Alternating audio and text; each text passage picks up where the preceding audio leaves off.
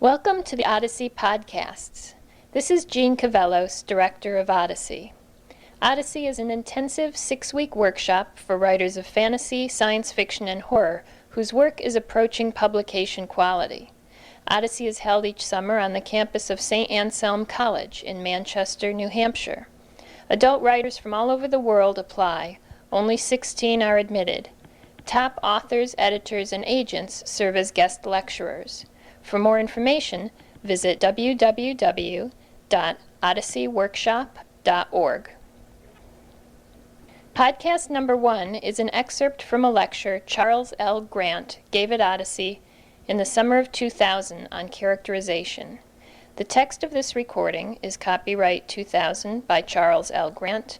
The sound recording is copyright 2000 by Odyssey Writing Workshops. The character, to me, is the most important element in a short story. Without the people, your theme, your point, your joke, your drama, your horror, your laughter, none of it matters because nobody cares. Once you have your characters in mind, now, there are lots of ways to work on your characters, to decide who they are. This is all a matter of personal choice. Many years ago, Kate Wilhelm once told me that she wrote character biographies on 3x5 cards.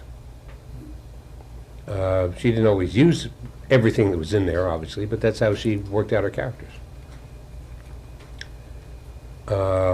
My characters are already in my head. I just kind of pick them out. I mean, this is of absolutely no use to you at all. But it's to show you that everything is an individual here. There's no everything is an individual. What the hell kind of a sentence is that?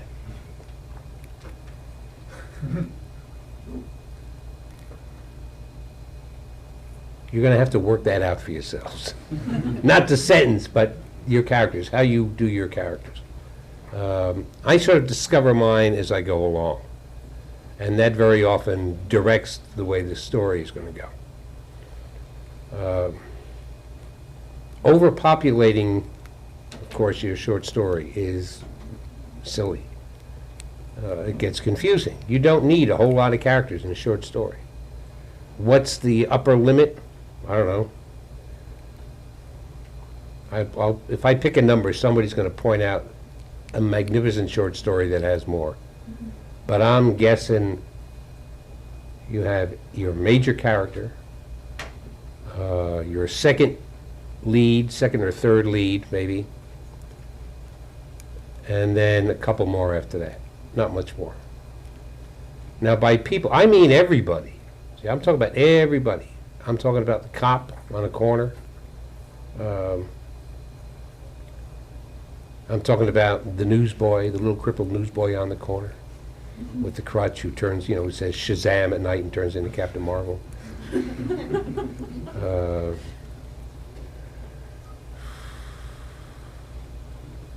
There's no room. There's no room for a whole lot of people. Just like there's no room to change viewpoints. If in a short story you're going to kill somebody off, make sure that the reader cares that the person is dead. And make sure that the death has something to do with what's going on. You don't have to, it doesn't matter, the reader doesn't have to know everybody's life history. That's silly. And I've seen that too. It does, even for your main character. But it doesn't take much to bring all your characters alive. Okay? Just a couple of words will do it. Which brings me to the next thing, which is tied in, and that is what these people look like. Well-rounded characters are not just characters with personalities, they have physical attributes. You do not have to, in fact, you probably ought not to, use the old cliche of looking in a mirror. Right? I do it. When I can't think of any other way to do it, you look in the mirror. And he saw a man who's much older than he looks, or not as old as he looks, with a prominent nose and one ear that sticks out, or his eyes are crossed and he has a strong chin, whatever the hell that means. and his cheeks are hollow and hasn't put his teeth in yet. He puts his teeth in and his cheeks fill out wonderfully. You know, the mirror bit, or, you know, reflections are always good. Seeing a reflection of yourself is one way to do it, but you don't have to do it that way. I have gotten to the point where what I like to do is drop in the descriptions bit by bit. Yeah? I am a visual writer. Now this comes down to style. I'm a visual writer. And the stories that I like the best, and the stories that I think are the most successful, are the stories that are visual for the reader. And that means not only knowing what the character looks like, but knowing where they are looks like as well. You're creating a world, people. You're creating a world. It doesn't make any difference whether it's a world we know. This campus, the town, the state, the region. It doesn't make a difference if people already know what it looks like.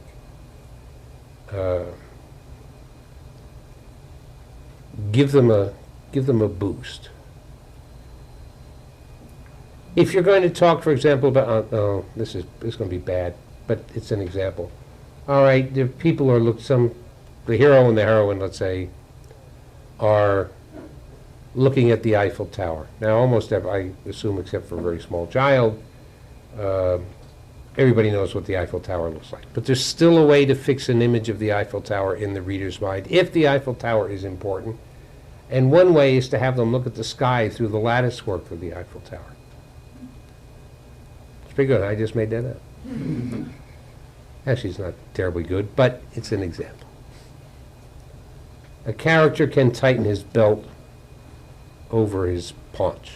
So right away you have an image of the character. Then he moves on and something else. And then you can do the old, he pushed his hand back through his dark brown hair, something like that. Gives you something else. Then he blew his bulbous nose. I don't know. By dropping these bits in, you build an image in the reader's mind of what your characters look like. Okay? Without interfering with the flow of the story.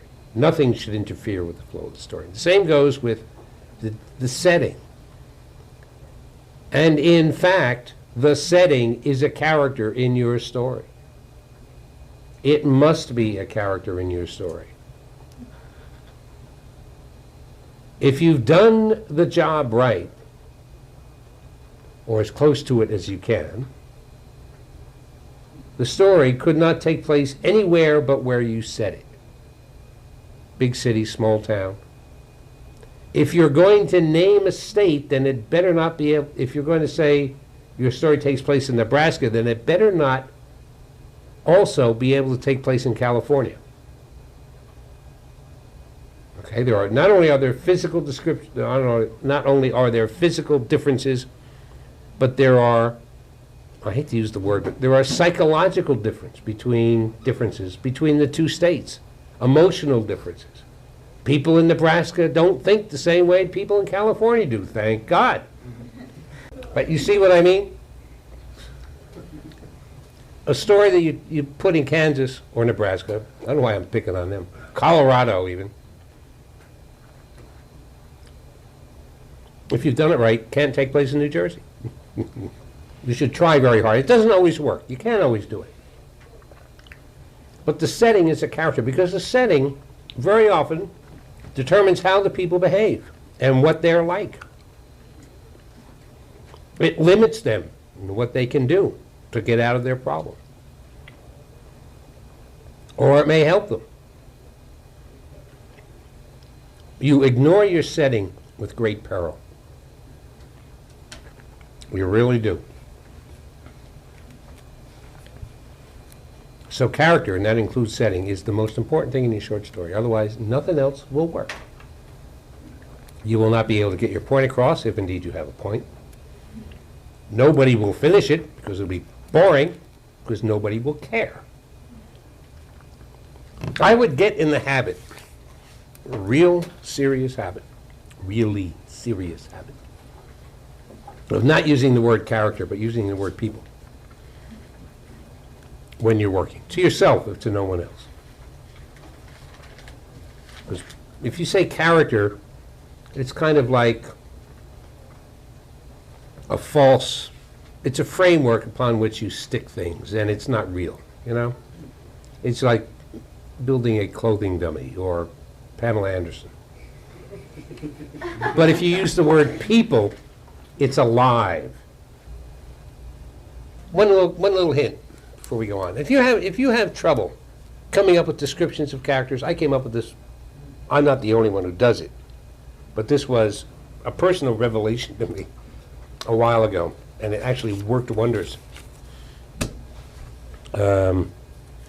If you're having trouble trying to picture your characters, you know, and you say, well, he has brown hair and blue eyes, or whatever eyes brown hair people have, I don't know, and full lips and busted nose, a nose that looked as if it had been broken at one point in his life. Oh, give me a break. You know, a ring through his lower lip, tire iron through his left earlobe. If you're having trouble, and it's true that I know you will have trouble picturing your own people. Use actors as prototypes. It's a great way to picture a character and then remold him or her to the way you want it.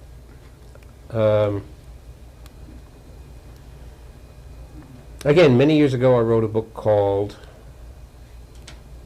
Raven. I was in my animal period. In fact, I wrote this just before Jackals. This was a book, just to give you an idea of how into this book I was. I wrote the first 150 pages in 3 days. I did not go to bed. I started late on a Monday evening and worked straight through to Wednesday morning. I could not stop writing. It just came out, and I just typed as fast as I possibly could. I had 150 pages. But I had these characters. It all takes place in essentially one room, except for some forays outside. Other than that, it's essentially one room. And before it started, I was having trouble setting up my characters. I knew how many I wanted. I sort of knew what was going on. Not really, but I sort of knew. But I couldn't think of what my main character looked like. And I needed to know badly.